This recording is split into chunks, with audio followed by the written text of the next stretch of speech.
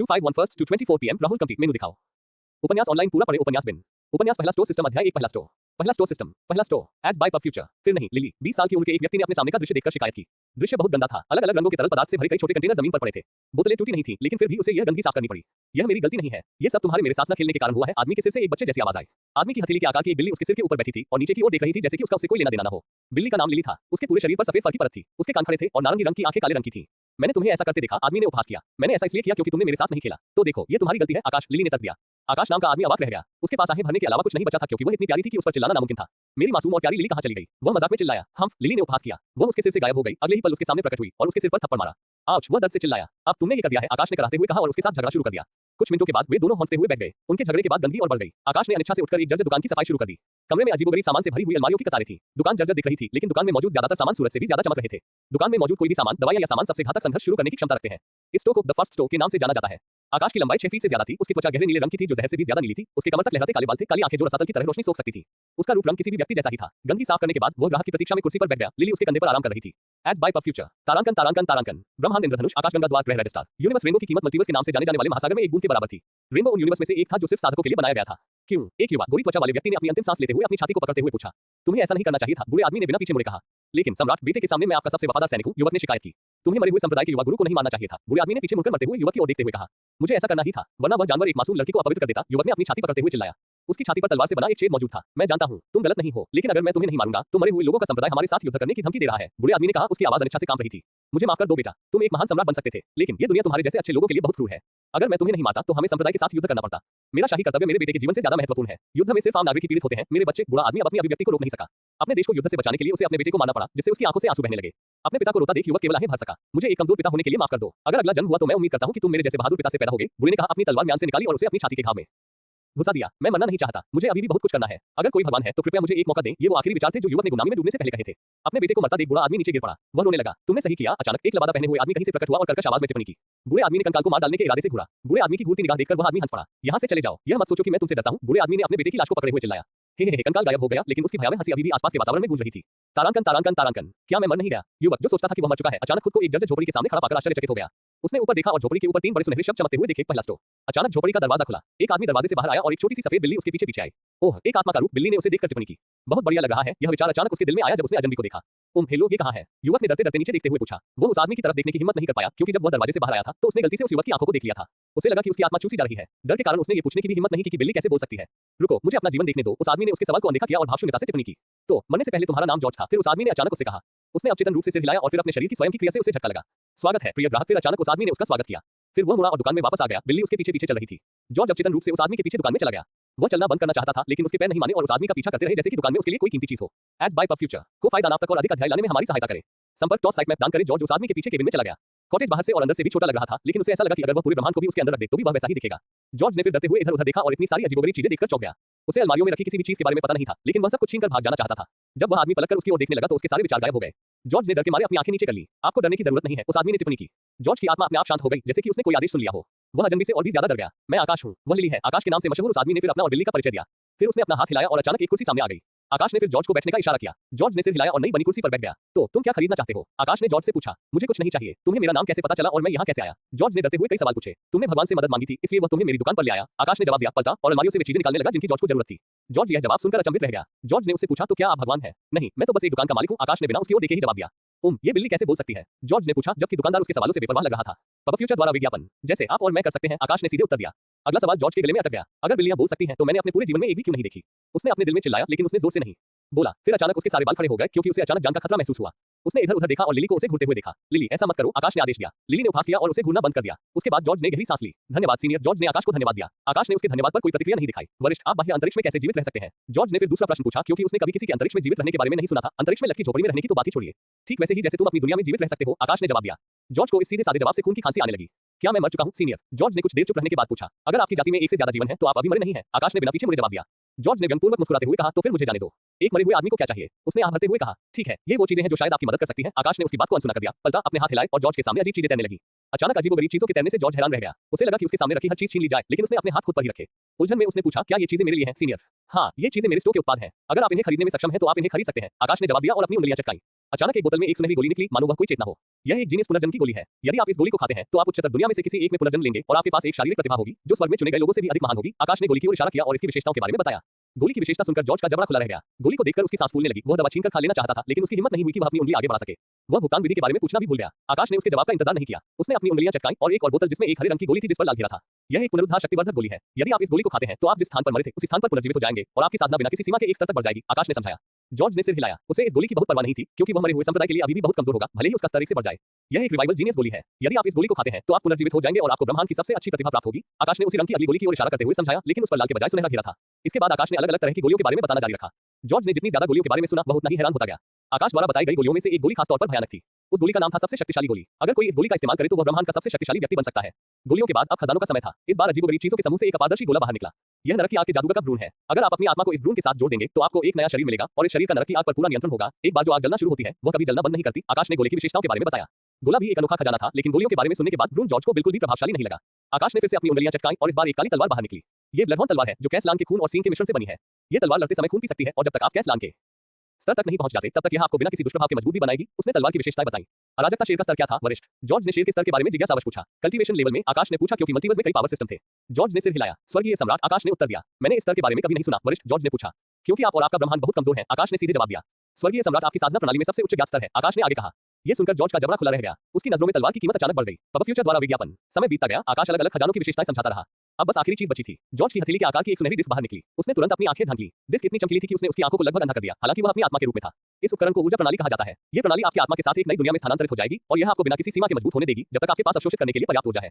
आप मल्टीवर्स में सबसे मजबूत भी बन सकते हैं। यह सबका सबसे अच्छा खजाना है। उन्होंने सुनहरी डिस्क की चौंकाने वाली विशेषताओं को समझाया। जॉर्ज ने ऊर्जा प्रणाली के बारे में सुनकर गहरी सांस ली। उसे यकीन ही नहीं हुआ कि ऐसा खजाना मौजूद है। सबसे चौंकाने वाली बात यह थी कि यह आकाश के पास मौजूद सबसे बढ़िया खजाना भी नहीं था। ये तो बस उसे दिया गया सबसे बढ़िया खजाना था। तो तुम क्या खरीदना चाहते हो? आकाश ने जॉर्ज से पूछा और उसके जवाब की प्रतीक्षा में उसे घूरने लगा। अचानक जॉर्ज की नींद खुली। परिचय के दौरान वह भूल गया था कि उसे कुछ खरीदना है। यह कोई उपहार नहीं था। उसने आकाश की ओर देखा और फिर अपने सामने रखे कीमती खजानों की ओर।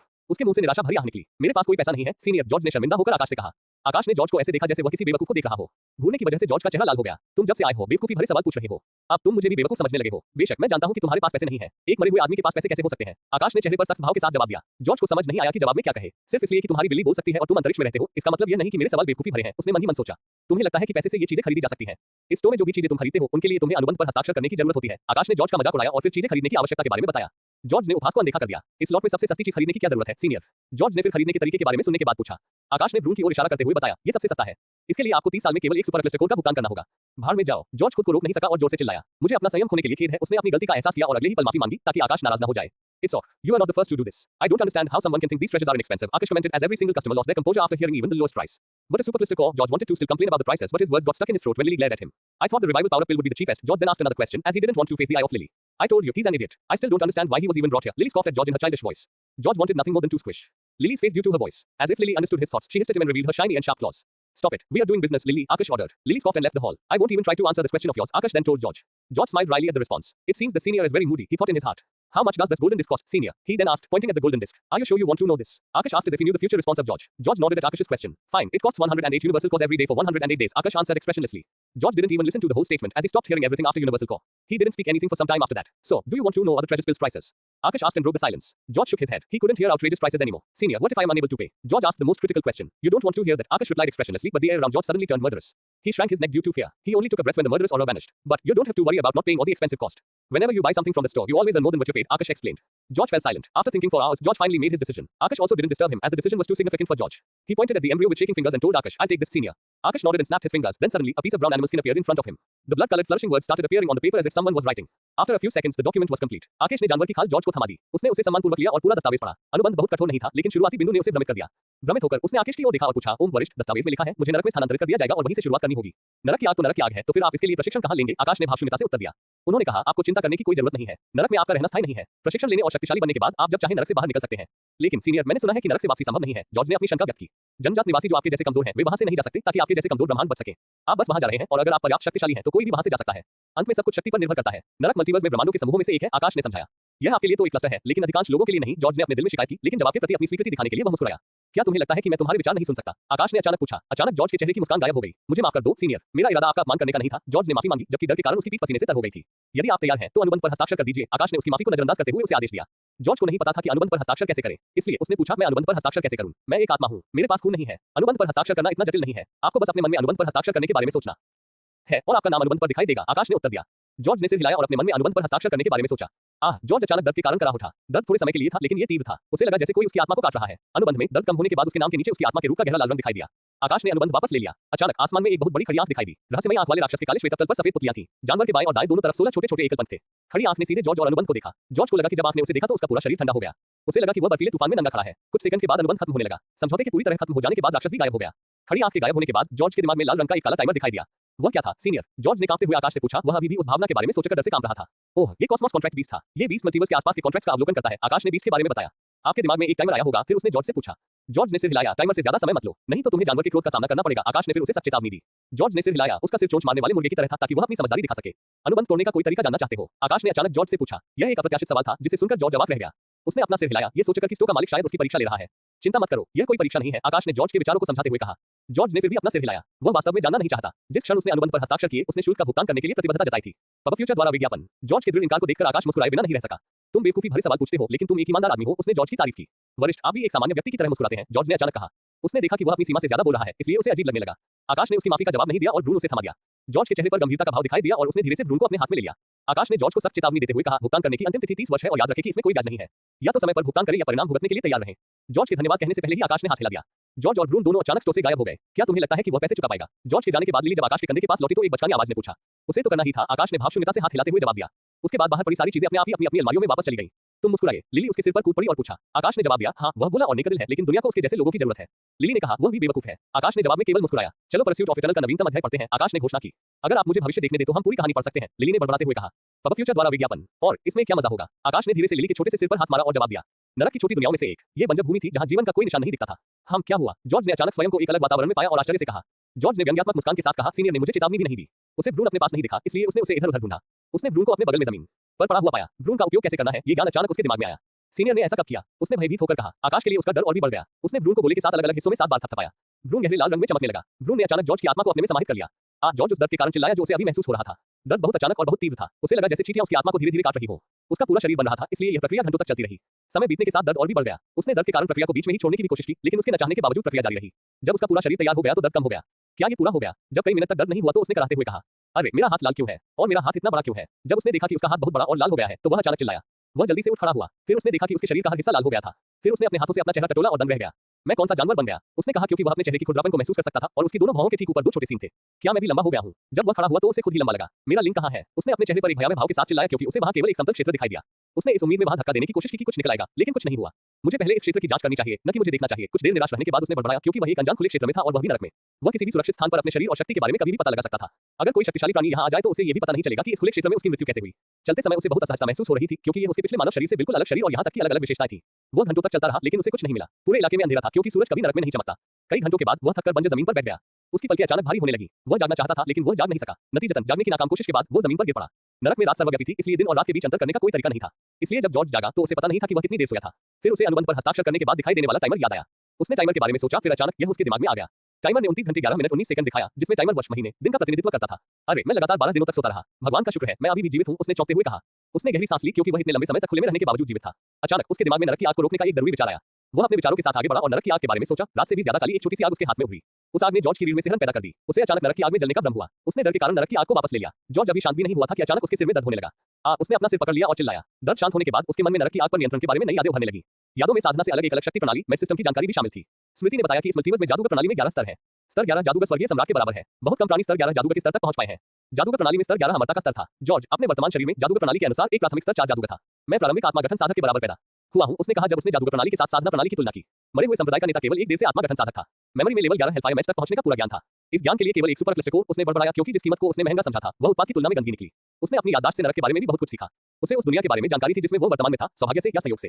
इस दुनिया को सुखा दुनिया कहा जाता है। ये दुनिया बाहर से बंजर दिखती थी, लेकिन ये बेकार दुनिया नहीं थी क्योंकि इस दुनिया के निवासी भूमिगत रहते थे। इस दुनिया के निवासियों को हेलेंस कहा जाता था। उनके शरीर की संरचना रेड स्टार पर छोटी काली चींटियों जैसी ही थी, लेकिन हेलेंस बड़े और शक्तिशाली हैं।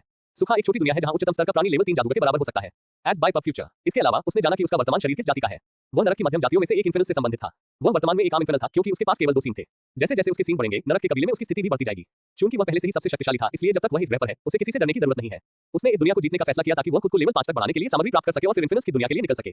उसे सुखा पर विजय पाने में केवल 3 दिन लगे। फिर उसने सुखा में 1 साल तक ध्यान किया और सफलतापूर्वक शिखर स्तर 4 पर पहुंचा। सुखा में उसके लिए स्तर 5 तक पहुंचने के लिए पर्याप्त सामग्री नहीं थी। उसके बाद वह चला गया। जब जॉर्ज चला गया तो सुखा के सभी हेलेन रो पड़े क्योंकि वह एक अच्छा राजा था और एक उच्च जाति से था। तब से 20 साल बीत चुके हैं। जॉर्ज पूरी तरह से बदल गया है। वह अपने पिछले आकार से 10 गुना बड़ा हो गया है। उसके सिर पर सींगों की संख्या 16 हो गई है। वह अब एक शाही नरकवासी था और एक विशाल आकाशगंगा पर उसका नियंत्रण था जिसका आकार 10 लाख प्रकाश वर्ष से भी ज्यादा था। उसका लिंग भी वापस आ गया है क्योंकि केवल शाही नरकवासियों में ही प्रजनन करने की क्षमता थी। इन 20 वर्षों के दौरान उनमें तेजी से सुधार हुआ है क्योंकि वह वर्तमान में शीर्ष स्तर 8 के जादूगर है। जॉर्ज का व्यक्तित्व भी काफी बदल गया है। यहाँ तक कि उसकी आभा में भी क्रूरता है क्योंकि नरक क्रूर है। इस साल जॉर्ज ने नरक छोड़ने और अपना बदला लेने का फैसला किया। जब बात अपने मूल ब्रह्मांड की आई तो वह पहले से ही सबसे शक्तिशाली था। उसका ब्रह्मांड केवल साधकों के लिए था और उसके ब्रह्मांड में कोई भी व्यक्ति जिस उच्चतम स्तर की साधना कर सकता है वह शून्य फोजिंग है जो केवल स्तर 7 के जादूगर के बराबर है। वह अपने ग्रह पर नरक के रूप में वापस नहीं आ सकता था क्योंकि नरक के जीवों से हर जगह डर लगता है। लेकिन उसे चिंता करने की जरूरत नहीं थी क्योंकि उसकी याददाश्त में एक कला थी जिसका उपयोग करके वह खुद को इंसान में बदल सकता था। समय उड़ गया। रेड स्टार ने जॉर्ज का स्वागत किया। रेड स्टार पहले से नाटकीय रूप से बदल गया है। वह अपने राज्य एम्पायरियन की राजधानी में वापस लौटा लेकिन एक भूतहा शहर पाया। Ads by PubFuture. चूंकि वह पहले से ही ब्रह्मांड की सीमा से ज्यादा शक्तिशाली हो चुका है, इसलिए वह ब्रह्मांड के नियमों में हस्तक्षेप कर सकता है। उसने इस भूत शहर का कारण जानने के लिए समय में हेरफेर किया। जॉर्ज की मृत्यु के 10 दिन बाद समय वापस लौट आया। राजा अपने बेटे की हत्या को बर्दाश्त नहीं कर सका, इसलिए वह बीमार पड़ गया। मरे हुए लोगों के संप्रदाय ने राजा के स्वास्थ्य की जानकारी राज्य में स्थित विभिन्न गुटों तक फैला दी। विभिन्न गुटों ने राज्य के खिलाफ युद्ध छेड़ दिया। चूंकि राजा पहले से ही अपनी मृत्यु शैया पर था और उसका सबसे छोटा बेटा युद्ध के लिए छोटा था, इसलिए राज्य के सैनिक गुटों के संयुक्त हमले को रोकने में सक्षम नहीं थे। कुछ ही समय में राज्य का पतन हो गया। दोनों गुटों के बीच संघर्ष शुरू होने में ज्यादा समय नहीं लगा। कई सालों तक दोनों गुटों के बीच युद्ध चलता रहा। आखिरकार एक ही दल बचा। बाकी सभी दल दूसरे राज्यों में भाग गए। विजेता गुट ने एक नया राज्य बनाने की कोशिश की, लेकिन मरे हुए संप्रदाय के अप्रत्याशित हमले के परिणामस्वरूप उस गुट से संबंधित हर व्यक्ति की मौत हो गई। जॉर्ज ने गुस्से में आकर पिछली घटनाओं को देखने के बाद मरे हुए संप्रदाय को नष्ट कर दिया। मरे हुए संप्रदाय कोई मामूली संप्रदाय नहीं था। रेड स्टार में मरे हुए संप्रदाय ब्रह्मांड के केंद्र में स्थित मुख्यालय की शाखाओं में से एक था। जॉर्ज द्वारा मरे हुए संप्रदाय की एक शाखा पर अचानक हमला अप्रत्याशित रूप से मुख्यालय और जॉर्ज के बीच एक पूर्ण युद्ध में बदल गया। मरे हुए संप्रदाय के पुरस्कारों के कारण अधिक से अधिक संप्रदाय इस युद्ध में शामिल होने लगे।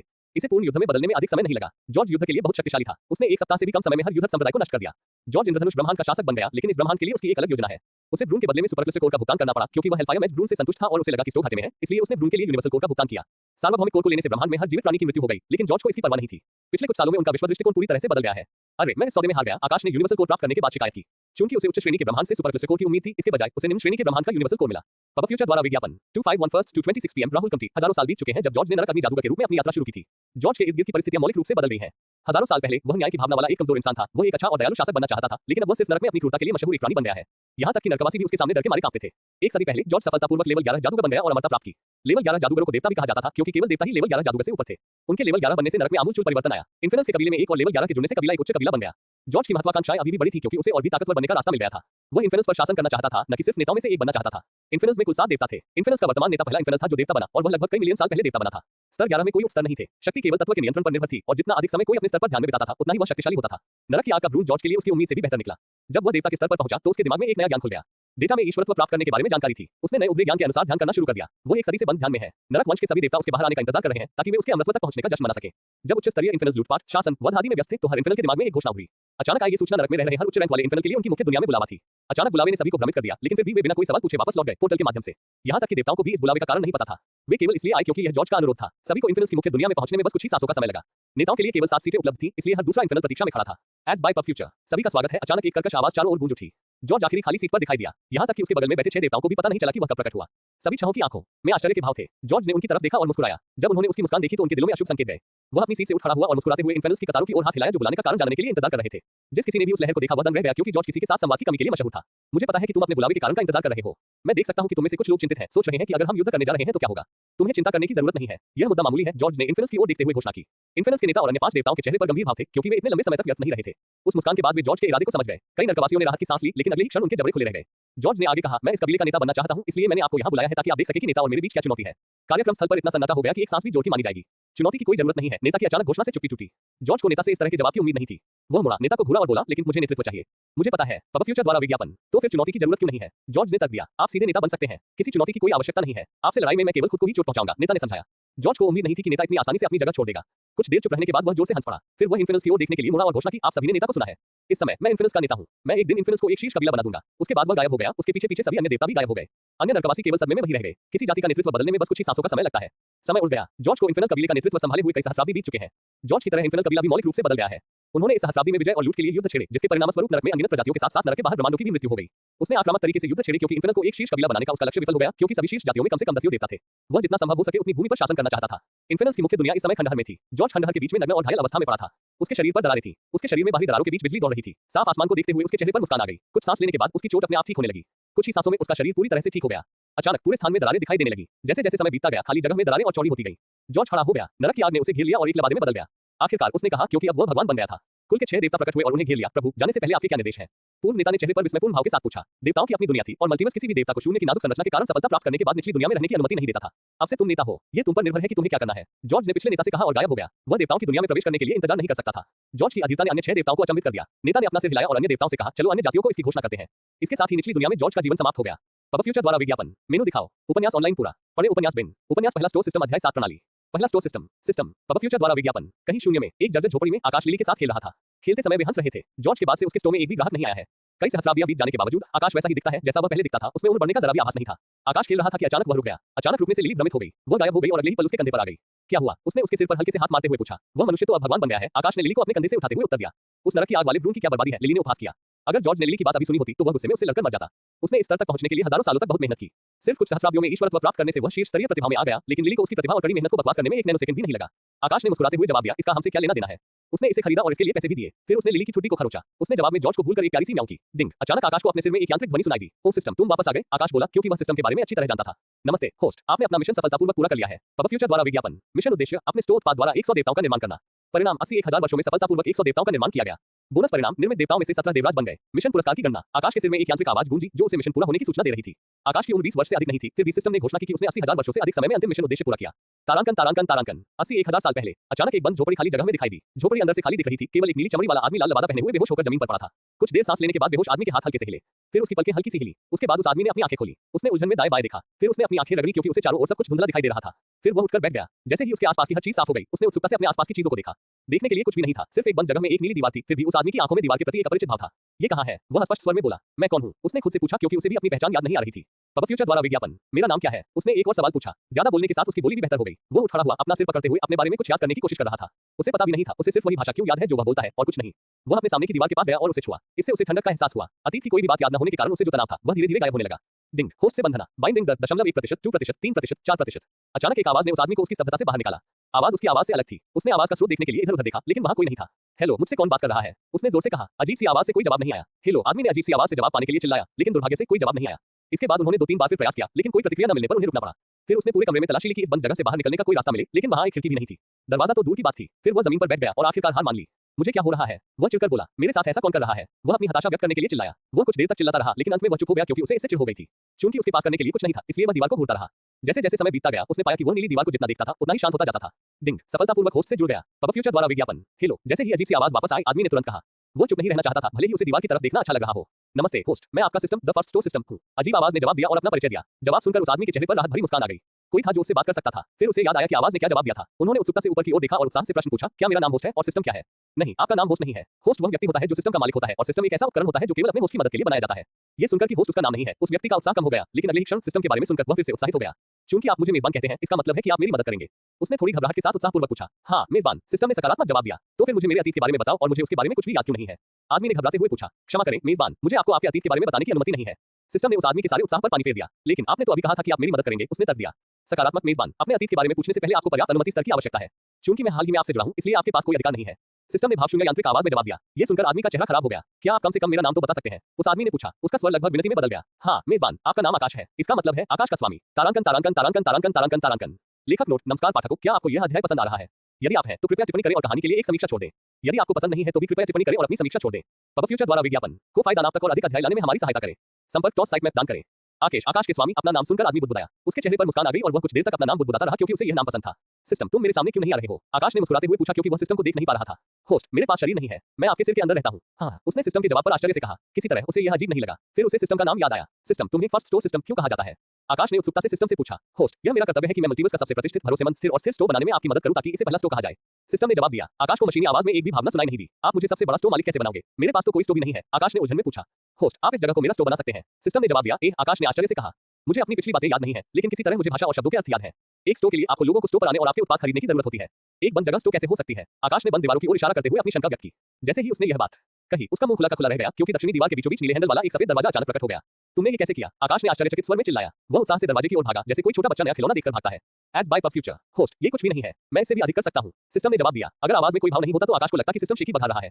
वह दरवाजे के पास पहुंचा। दरवाजा सादा सफेद था और उस पर सादे नीले रंग के हैंडल थे। उसने दरवाजे के हैंडल को पकड़ा और बाहर की दुनिया देखने की उम्मीद में उसे बाहर की ओर धकेला, लेकिन दरवाजा हिला नहीं। किसी तरह उसे पता था कि दरवाजे कई तरीकों से खोले जा सकते हैं, जैसे धक्का देकर और खींचकर। इस बार उसने दरवाजे को अंदर की तरफ खींचा, लेकिन फिर भी दरवाजा नहीं खुला। अरे सिस्टम, दरवाजा क्यों नहीं खुल रहा है? उसने चिढ़कर पूछा क्योंकि वह बाहरी दुनिया को देखने के लिए उत्साहित था।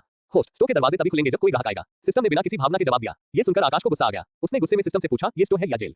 होस्ट, यह एक स्टोर है, इसीलिए मेरा नाम द फर्स्ट स्टोर सिस्टम है, सिस्टम ने बिना किसी भावना के जवाब दिया। ये सुनकर आकाश लगभग लड़खड़ा गया। मेरा मतलब था, मैं दरवाजा खोलकर बाहर क्यों नहीं जा सकता?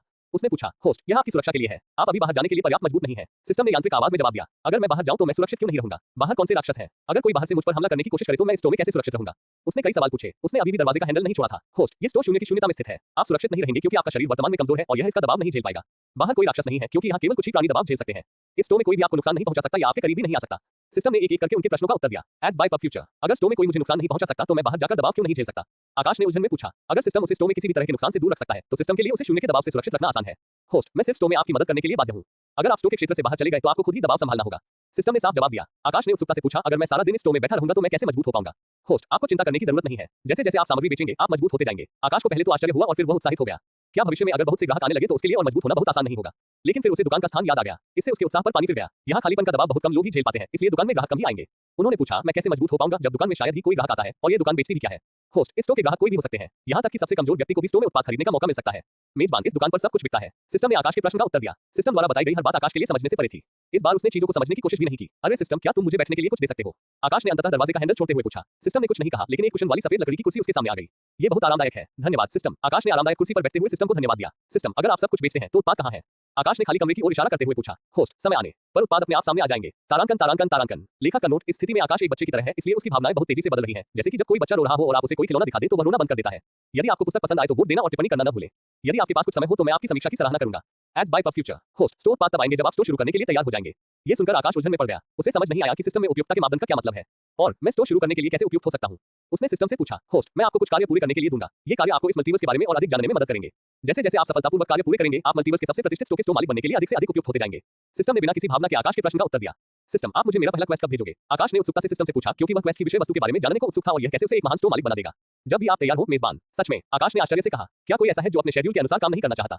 वह भी यही चाहता था। हाँ मेजबान, सिस्टम ने बिना किसी भावना के आकाश को उत्तर दिया, हालांकि वह खुद से ही कह रहा था। अचानक उसके दिल में संदेह पैदा हो गया। अरे सिस्टम, उसने पुकारा। हाँ मेजबान, तुम मेरे प्रति इतने अच्छे क्यों हो? क्योंकि आप मेरे मेजबान हैं। ऐसा नहीं हो सकता, आप मुझे अपनी जमीन, उत्पाद और स्टोर के लिए सुरक्षा देंगे।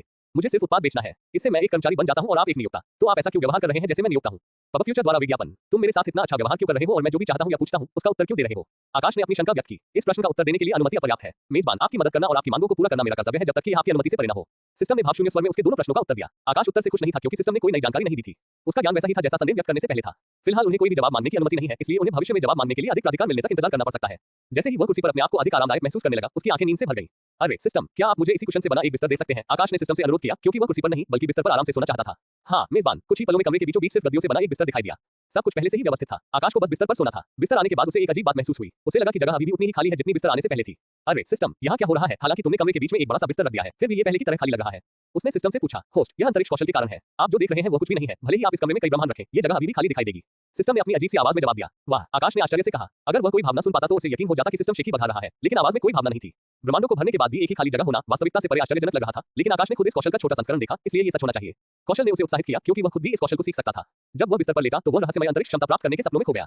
स्टोर कॉटेज शून्य में स्थित था, इसलिए यहाँ दिन और रात का कोई फर्क नहीं था। समय उड़ गया, न जाने कितने घंटों की नींद के बाद आकाश की नींद खुली। पब फ्यूचर द्वारा विज्ञापन, उसने अपने ऊपर एक धुंधली नीली छत देखी। वह उठकर बैठ गया और अपने दोनों हाथ फैला दिए। उसकी आंखें अभी भी धुंधली थीं, इसलिए उसने उन्हें रगड़ा। जैसे ही उसे तरोताजा महसूस हुआ, वह बुदबुदाया, बहुत ताजगी है। फिर वह बिस्तर से नीचे उतरा और अपने शरीर का व्यायाम करने के लिए कमरे में कुछ चक्कर लगाए। अरे सिस्टम, आकाश ने सिस्टम को पुकारा। हाँ मेजबान, मैं अपनी पहली खोज के लिए तैयार हूँ, मुझे एक दीजिए। आकाश ने सिस्टम से पूछा। मेजबान, कृपया मिशन देखें। अचानक आकाश के सामने एक नीली स्क्रीन उभर आई। जैसे ही उसने अपना सिर हिलाया, स्क्रीन उसकी आंखों का पीछा करने लगी। नीली स्क्रीन पर सुनहरे अक्षर उभरने लगे। मिशन, अनगिनत जातियों का ज्ञान। विवरण, आपको इस मल्टीवर्स में रहने वाली अनगिनत जातियों के बारे में जानकारी होनी चाहिए। आपका लक्ष्य अपने स्टोर को पहला स्टोर बनाना है ताकि भविष्य में आपके पास हर प्रजाति के ग्राहक हो। आवश्यकता, प्रत्येक नस्ल की विशेषताओं, लक्षणों और दुर्लभ लक्षणों के बारे में जानें। पुरस्कार स्टेटस मेनू अनलॉक करें। आकाश ने स्क्रीन पर लिखा पूरा टेक्स्ट पढ़ा। उसने मिशन को मुश्किल या आसान नहीं माना। ठीक है, मैं रेस के बारे में कैसे सीखूंगा? उसने सिस्टम से पूछा क्योंकि वह मिशन शुरू करने के लिए तैयार था। उसके सामने की नीली स्क्रीन काली स्क्रीन में बदल गई और उस पर मौजूद फॉन्ट गायब हो गए। काली स्क्रीन पर उसके जैसी ही शारीरिक बनावट वाला एक अजीब प्राणी दिखाई दिया। प्राणी के ऊपर सफेद अक्षर दिखने लगे। उस पर लिखा था मानव। आकाश को जिस पहली जाति के बारे में पता चला वह मनुष्य थी। मानवता एक ऐसी प्रजाति है जो लगभग 1/4 साल पहले पृथ्वी ग्रह पर उत्पन्न हुई थी। उनके पूर्वज वानरों के समान ही हैं, इसलिए वे शरीर के आकार में वानरों के समान दिखते हैं। उन्होंने कई ग्रहों, फिर आकाशगंगाओं और फिर ब्रह्मांडों पर विजय प्राप्त की। वे अभी भी इस मल्टीवर्स में सबसे कमजोर जातियों में से एक हैं। मनुष्यों में अत्यधिक लालच की एक दुर्लभ विशेषता है। सत्ता के लालच ने उन्हें इस स्थिति तक पहुंचा दिया है। उनकी प्रजनन दर बहुत अधिक है और वे इस मल्टीवर्स में सबसे बुद्धिमान जातियों में से एक हैं। उनकी बुद्धिमत्ता ही वह कारण है जिसके कारण वे अपने से अधिक शक्तिशाली जातियों के साथ युद्ध से बचने में सक्षम हैं। दिलचस्प दौड़। आकाश ने इंसानों के बारे में पढ़ने के बाद टिप्पणी की। उसने काली स्क्रीन पर इंसानों के बारे में लिखी हर बात को याद करने के लिए इसके बारे में फिर से पढ़ा। तारांकन तारांकन तारांकन एन। अगर आपको किताब पसंद आई हो तो वोट देना और टिप्पणी करना न भूलें। अगर आपके पास थोड़ा समय है तो मैं आपकी समीक्षा की सराहना करूंगा। मेरी इस किताब में किसी भगवान ने इंसानों को नहीं बनाया है, इसलिए इससे नफरत न करें। आखिरकार यह एक काल्पनिक कहानी है। पब फ्यूचर द्वारा विज्ञापन को फायदा नाप तक और अधिक अध्याय लाने में हमारी सहायता करे। अगली जाति जिसके बारे में आकाश को पता चला उसे एल्फ कहा जाता था। वे अलग अलग त्वचा के रंग, बाल और आंखों वाले थे, लेकिन एक बात जो एल्फ में आम थी वह थी उनके तीखे और नुकीले कान।